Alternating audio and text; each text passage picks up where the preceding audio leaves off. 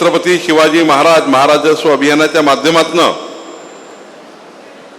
या कार्यक्रमाला उपस्थित आदरणीय राज्याचे कौशल्य विकास मंत्री आणि या जिल्ह्याचे सहपालकमंत्री माननीय मंगलप्रसाद लोढाजी, आपल्या विधानसभेचे सदस्य हारून खानजी, आमदार विक्रांत पाटीलजी, जिल्हाधिकारी सौरभ कटियारजी, या ठिकाणी उपस्थित सुभाष काकडे, अनिल माने, कृष्णा कंसे, स्वप्नील ढगे, रमेश पगार, दत्तू नवले, ज्या अत्यंत उत्साही आणि ज्यांनी समाजाच्या शेवटच्या व्यक्तीच्या कल्याणाकरता अत्यंत चांगला नगरसेवक म्हणून जो आपल्या संपूर्ण जीवन जनतेकरता समर्पित केला असा रुपेश सावरकर,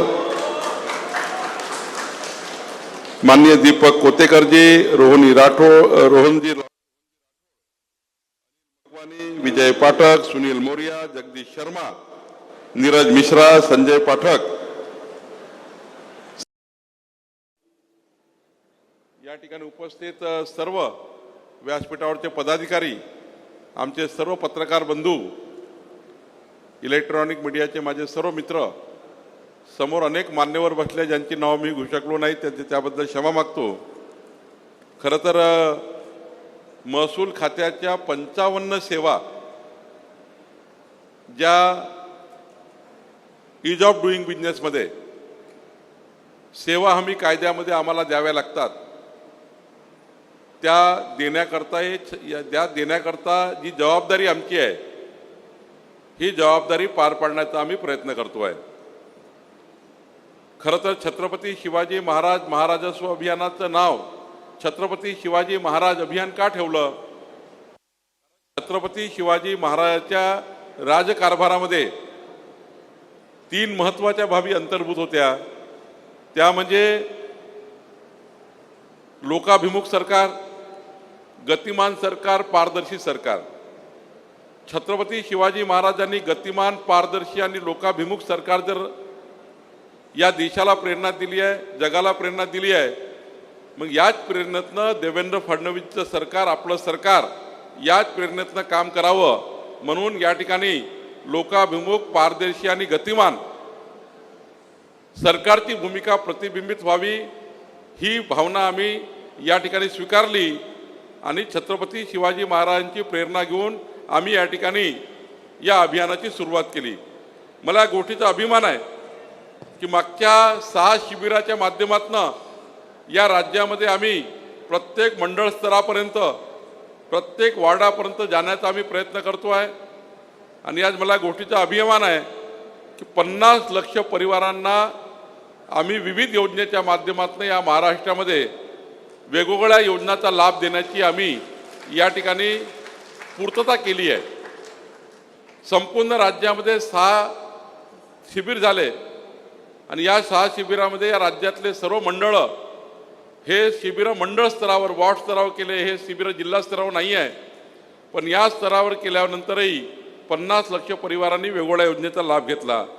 खरं तर या ठिकाणी हे करत असताना मला गोष्टीचा आनंद आहे की या शिबिरामध्ये राज्याच्या विभागाच्या इतर विभागांनी, कृषी विभाग असेल, महिला बालकल्याण विभाग असेल, पशुसंवर्धन विभाग असेल, IT विभाग असेल, या राज्यातले इतरही विभाग सेवा हमी कायद्यामध्ये या अभियानाचा भाग झाले. आणि म्हणून आज मला या गोष्टीचा आनंदही आहे की मुंबई उपनगर जिल्ह्यामध्ये या ठिकाणी या शिबिराच्या माध्यमातून जे अत्यंत महत्त्वाचे निर्णय आपल्याला घ्यायचे आहे ते आपण या ठिकाणी घेतो आहे. खरं तर आपण या राज्यामध्ये तुकडेबंदी कायदा शिथिल केल्यानंतर या ठिकाणी 60 लाख परिवार असे आहेत ज्या परिवारांना 1000 स्क्वेअर फीट घर घेतलं, 500 स्क्वेअर फीट घर घेतलं, पण त्यांचं रजिस्ट्रेशन होत नव्हतं कारण तुकडेबंदी कायदा होता. आता या राज्यामध्ये देवेंद्र फडणवीस सरकारने तुकडेबंदी कायदा रद्द केल्यामुळे या राज्यातल्या 60 लाख परिवारांच्या रजिस्ट्री थांबल्या होत्या, नोंदणी थांबल्या होते. ते 60 लाख परिवारांना आता त्यांच्या घराच्या नोंदणीचा मार्ग मोकळा झाला आणि तुकडेबंदी कायदा निरस्त केल्यामुळं या ठिकाणी आता 1000 फुटाचा 500 फुटाचं घेतलेलं घरसुद्धा कायदेशीर करण्याचा निर्णय आपल्या सरकारने केला. एवढंच नाही, या ठिकाणी झोपडपट्टी पुनर्वसन प्राधिकरणामध्ये जे घरं होते त्याच्या ठिकाणी जी घरं विकण्याची जी होती, एखादं घर घेतलं असेल त्यांना विकायचं असेल तर 10 वर्षाची अट होती. आपल्या सरकारने आता ती 5 वर्षाची केली आहे. त्यामुळं अत्यंत महत्त्वाचा निर्णय या ठिकाणी आपण केलेला आहे. एवढंच नाही तर गृहनिर्माण सोसायट्यामध्ये मानवी हस्तांतरण या ठिकाणी करण्याचा निर्णय आपण घेतला. डीम कन्व्हेन्स प्रक्रिया या ठिकाणी सुलभ करण्याचा निर्णय आपण घेतला. आणि एवढंच नाही, परवा जो निर्णय घेतलेला आहे, गृहनिर्माण संस्थांना वर्ग 2चं वर्ग 1 करायचं असेल आणि 350 स्क्वेअर फीटच्या आर्थिक दुर्बल लोकांचं असेल तर ज्याला 10% लागायचे आता फक्त 5% मध्ये आपण त्यांचा SRA प्रकल्प क्लास 1 करू शकतो. हाही निर्णय आपण केला. त्यामुळं गरीब माणसाकडनं 350 स्क्वेअर फीटचं जे घर आहे त्यांना आता 10% नाही तर 5% मध्ये आता आपण घराचं क्लास 1 करण्याचा निर्णय घेतला. या राज्यामध्ये अत्यंत महत्त्वाचा निर्णय काय झाला, या राज्यामध्ये येणेचा कायदा होता. आपल्या सरकारने, देवेंद्र फडणवीस सरकारने आता येणेचा कायदा रद्द केला. त्यामुळे आता येणे करण्याकरता जाण्याची गरज नाही. आपल्याला आपल्या घरी 0.10% पैसे भरल्याबरोबर त्या ठिकाणी डायरेक्ट अकृषिक कराची आकारणी आता रद्द झाली. आता अकृषक कराची वार्षिक आकारणी रद्द, येणेचा कायदा रद्द. ज्यांना नवीन घर घ्यायचं असेल त्यांनी एकूण किमतीच्या 0.10 100 रुपयाला 10 पैसे एवढे वन टाईम पैसे भरून तुम्हाला आता आपल्या घरांना कंप्लीट त्या ठिकाणी अकृषिक करून घेता येईल. हाही निर्णय आपण घेतला. खरं तर मी एवढंच सांगेल की आपल्या महाराष्ट्राच्या जनतेने 51.78% मतं देऊन महाराष्ट्रातलं सर्वात मजबूत सरकार महाराष्ट्राच्या जनतेने निवडून आणलं. महाराष्ट्राच्या इतिहासामध्ये 288 पैकी 217 आमदार असलेलं सर्वात मजबूत सरकार देवेंद्र फडणवीसांच्या महाराष्ट्रात आहे. आणि महाराष्ट्राच्या जनतेने, मुंबईच्या जनतेने, अंधेरीच्या जनतेने आमच्यावर विश्वास टाकला आणि माननीय मुख्यमंत्री देवेंद्र फडणवीसजी, उपमुख्यमंत्री एकनाथ शिंदेजी, उपमुख्यमंत्री सुनेत्रा पवारजी या तिघांच्याही नेतृत्वामध्ये आज प्रचंड मजबूत सरकार या महाराष्ट्रात आहे. आणि म्हणून आम्ही या ठिकाणी लोकाभिमुख प्रशासन चालवण्याकरता अत्यंत महत्त्वाचे निर्णय घेतो आहे. माननीय मंगलप्रसाद लोढाजींनी सांगितलेलं खरं आहे, या राज्यामध्ये शर्तभंग झाले. ज्यांना जमिनी आम्ही दिल्या, लीजवर जमिनी दिल्या, काही देशमुख वतनच्या जमीन आहे, काही महार वतनच्या जमीन आहे. या राज्यामध्ये वेगवेगळे सत्ता प्रकार आहे. पण काही लोकांनी लीजच्या जमिनी या ज्या कामाकरता घेतल्या त्या कामात न वापरता भलत्याच कामात वापरल्या. लीजमध्ये दिलेले संपूर्ण अटी शर्तीचा भंग केला. आणि म्हणून मी या ठिकाणी जिल्हाधिकारी मुंबई उपनगर, मुंबई शहराचे जिल्हाधिकारी, मुंबई उपनगरचे सौरभ कटियार यांनी, तर आम्हाला अभिमान आहे की मंगलप्रसाद लोढाजींनी सांगितल्याप्रमाणे 5,000 कोटी रुपयाची जागा, सरकारी जागा जी खाजगी माणसाच्या घशात जाणार होती, ती जागा वाचवण्याचा निर्णय. आणि केवळ जागाच नाही तर सर्व अतिक्रमण साफ करून जागा ताब्यात घेण्याचा निर्णय आमच्या सौरभ कटियारजी यांनी शासनाच्या भूमिकेशी केला. आणि मी त्यांना सूचना देईल, विनंती करेल की मुंबई उपनगरमध्ये जेवढ्या सरकारी जागा आहेत, ज्या ज्या धनदांडग्या लोकांनी आपल्या कब्जात घेतलेल्या आहे, जमिनी लीजवर घेतल्या पण ज्या कामाकरता घेतल्या त्या कामाकरता वापरल्याच नाही, त्या सर्व जमिनी शासन जमा करा. त्या सर्व जमिनी शासन जमा करा. जिथे जिथे शर्तभंग झाला आहे तो शर्तभंग आपण शासन जमा करून मोडून काढा. कारण शर्तभंग करणे चूक आहे. ज्या कामाकरता सरकारी जमीन घेतली त्याच कामाकरता वापरली पाहिजे, हा नियम आहे. आणि त्यामुळं मी या ठिकाणी सौरभ कटियारजीला देवेंद्र फडणवीसच्या सरकारकडून हेच सांगेल, कुठली त्या ठिकाणी कॉम्प्रोमाइज करण्याची गरज नाही. किती मोठा माणूस असो ते कॉम्प्रोमाइज करायची गरज नाही. किती धनदांडगा असो कॉम्प्रोमाइजची गरज नाही. सरकारी जमीन जर या ठिकाणी चुकीच्या पद्धतीने वापरली असेल तर त्यांना त्या ठिकाणी त्या जमिनी जमा केल्या पाहिजे. आता परवा पुण्याचे जिल्हाधिकारी डुडी यांनी तर जवळपास 36 मालमत्ता सरकारच्या ज्या पुण्यामध्ये होत्या त्या 36 मालमत्ता सरकारी होत्या, पण शर्तभंग झाले होते, भलत्याच कामाकरता वापरले होते. त्या 36 प्रॉपर्टी जमा करून 550 कोटी रुपयाच्या जमिनी सरकारी जमा करण्याचा निर्णय या ठिकाणी जिल्हाधिकारी पुण्याने केला आहे. खरं तर सर्व जिल्हाधिकारी आमच्या भूमिकेशी आता सहमत झालेले आहे की सरकारी प्रॉपर्टीचं जतन झालं पाहिजे, सरकारी प्लॉट सरकारी प्लॉट राखीव केले पाहिजे. आणि जिल्हाधिकाऱ्यांसोबत मी त्या महसूल टीमलाही सांगतो, सर्व RDC, ॲडिशनल कलेक्टर, सर्व अधिकारी, ADM, तहसीलदार, त्यांच्या एरियामध्ये कुणाच्याही एरियामध्ये सरकारी जागा असेल आणि ती शर्तभंग असेल, जर आमच्या अधिकाऱ्यांनी लक्ष दिलं नाही, सरकारच्या भूमिकेत येऊन त्यांनी अशा जमिनी हुडकून काढल्या नाही, तर त्याही अधिकारी जबाबदार आहेत असं आम्ही समजू. आणि आमचे अधिकारी हे या ठिकाणी लोकांना, चुकीच्या लोकांना प्रोटेक्शन करताय असा त्या ठिकाणी आम्हाला अशी धारणा पक्की होईल आणि त्यावर मग पुढील कारवाई करण्याचा निर्णय आम्ही घेऊ. कुठल्याही सरकारी अधिकाऱ्यांनी कुठल्याही त्या ठिकाणी सरकारी जागा या खाजगी मालकाच्या घशात टाकू नका अशी विनंती मी या ठिकाणी करणार आहे. आज मला या गोष्टीचा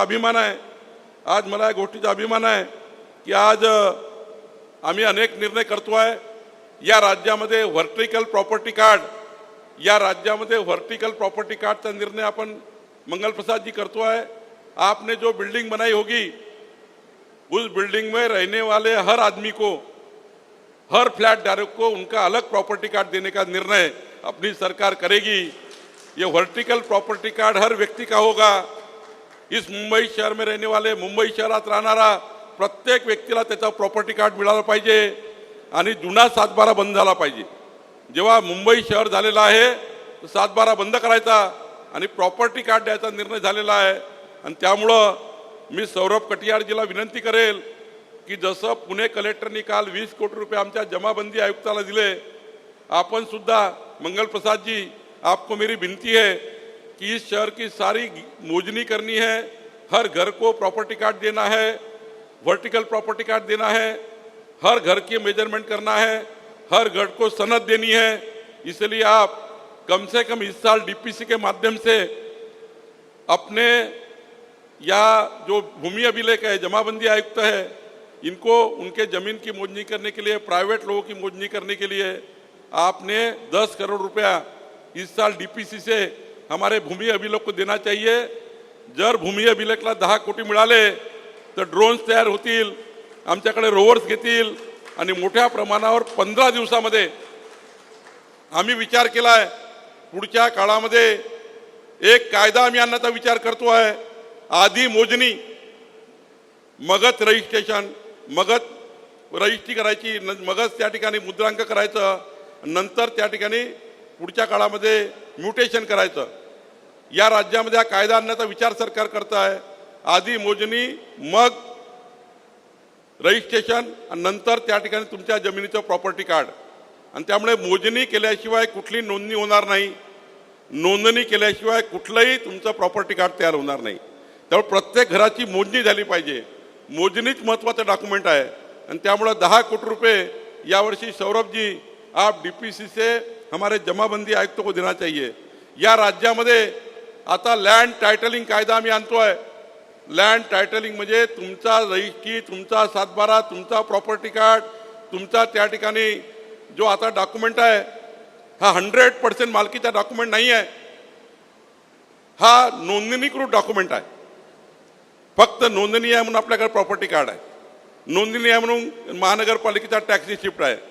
पण या राज्यामध्ये देशातला पहिला कायदा, इतर राज्यात हा कायदा नहीं है.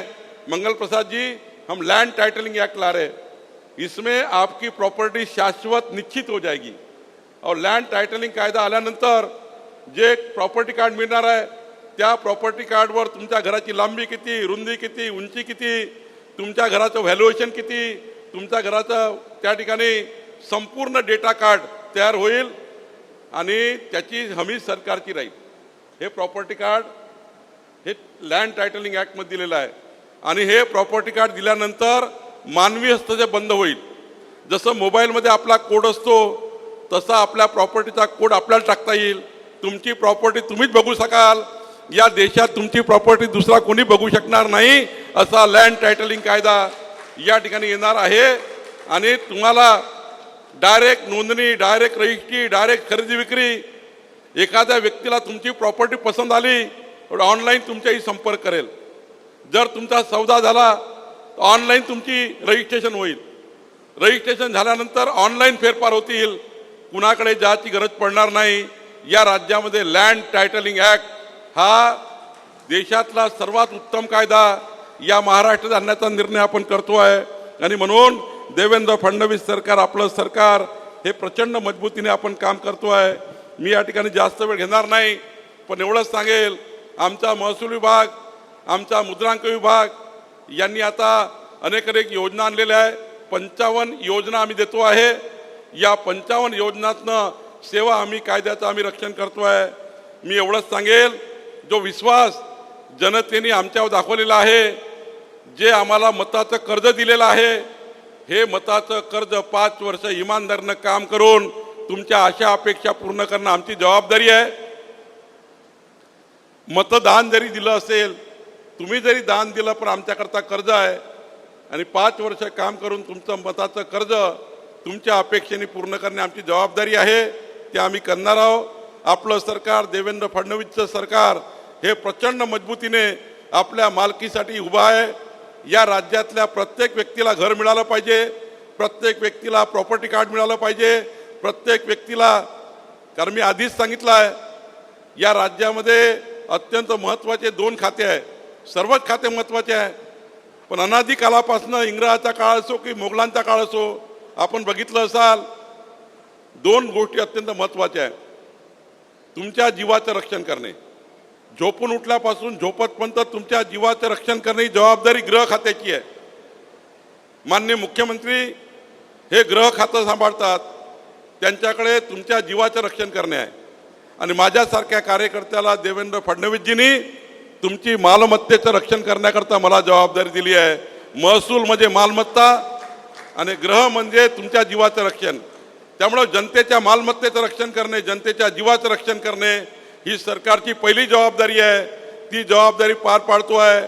आमच्या अधिकाऱ्यांना आम्ही विनंती करतो आहे की लोकाभिमुख प्रशासन तयार करा, पारदर्शी प्रशासन तयार करा. कुणालाही आपल्या कार्यालयात 1ही रुपया लागला नाही पाहिजे. आमच्या अधिकाऱ्यांनी लोकाभिमुख पारदर्शी राहिलं पाहिजे. मी वारंवार सूचना देतो आहे. कोणत्याही परिस्थितीमध्ये मला वाईट वाटतं जेव्हा कोणत्या डेप्युटी कलेक्टरची तक्रार येतं, तहसीलदारची तक्रार येतं आणि त्या ठिकाणी आमचे अधिकारी हे लोकांना वेठीस धरतात, तेव्हा वाईट वाटतं. कारण सरकार चालवताना हा विचार केला पाहिजे की आपली तहसीलदारची, आपल्या डेप्युटी कलेक्टरची, आपल्या प्रांताची, आपल्या कलेक्टरची, आपल्या महसूल मंत्र्याची एक चुकीची सही झाली तर लोकांच्या जीवाचं रक्षण होऊ शकतं, लोकांच्या मालमत्तेचं रक्षण होऊ शकतं. तुमची एक चुकीची सही एखाद्या परिवाराला आत्महत्येकडे नेऊ शकतं.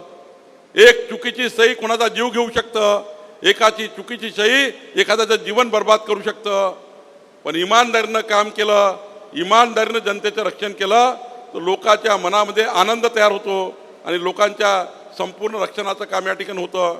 मी पुन्हा एकदा सौरभ कटियार जी, आपके टीम का, महसूल कर्मचाऱ्यांचं, या ठिकाणी स्टॉल लावलेल्या प्रत्येक विभागाचं मनापासून अभिनंदन करतो.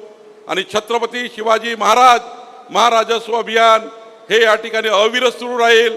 हे काय आज संपलं नाही आहे. देवेंद्र फडणवीस सरकार 5 वर्ष महाराष्ट्रामध्ये आहे तोपर्यंत शिबिर सुरू राहील. आणि आमचा विचार आहे या महाराष्ट्रातला एकही नागरिक बिना योजनेने राहू नये. या महाराष्ट्राचा एकही नागरिक बिना कुठल्याही योजनेतनं शिल्लक राहू नये. प्रत्येकाला त्याचा अधिकार मिळाला पाहिजे. केंद्र सरकार, राज्य सरकारची प्रत्येक योजना ही घरोघरी पोहोचली पाहिजे. याकरता आमचं सरकार काम करेल, याकरता आमची हमी आहे. आणि म्हणून पुन्हा एकदा आपलं सर्वांचा आभार मानतो. मंगल प्रसाद लोढ़ा जी, आपका भी मैं बहुत बहुत आभार व्यक्त करता हूँ. आपने इस शिविर को आकर सहपालक मंत्री करके हमको पालकत्व दिया है. निश्चित रूप से मैं आपका भी आभार व्यक्त करता हूँ. हमारे विक्रांत पाटील, आमचे विक्रांत पाटील आता राज्य समन्वयक आहेत या योजनेचे. या काळात, पुढच्या काळातही आम्ही योजना हे शिबिर घेऊन या ठिकाणी पुढे काम करू. मी या ठिकाणी आपले नगरसेवक या ठिकाणी आपले नगरसेवक असलेले रुपेश सावरकर यांचं मनापासून आभार मानतो की त्यांनी या शिबिराकरता प्रचंड मेहनत घेतली आणि या शिबिराचं एक अत्यंत यशस्वी आयोजन या ठिकाणी रुपेश सावरकर यांनी केलं. माननीय आमदार आपले या ठिकाणी बसलेले आहेत, हारून खानजी, त्यांचेही मी आभार मानतो. आणि सर्वांनी जी मदत केली, सर्व बसलेल्या कार्यकर्त्यांनी, पदाधिकाऱ्यांनी प्रत्यक्ष अप्रत्यक्षपणे सरकारच्या भूमिकेला मदत केली. सरकारच्या योजना गरीब माणसापर्यंत पोहोचवण्याचा विचार केला. त्याबद्दल या ठिकाणी बसलेल्या सर्व स्वयंसेवी संघटना, सर्व अधिकारी ज्यांनी अप्रत्यक्ष प्रत्यक्ष मदत केली आहे, त्या सर्व पदाधिकाऱ्यांचं, कार्यकर्त्यांचं मनापासून आभार मानतो. खूप खूप धन्यवाद.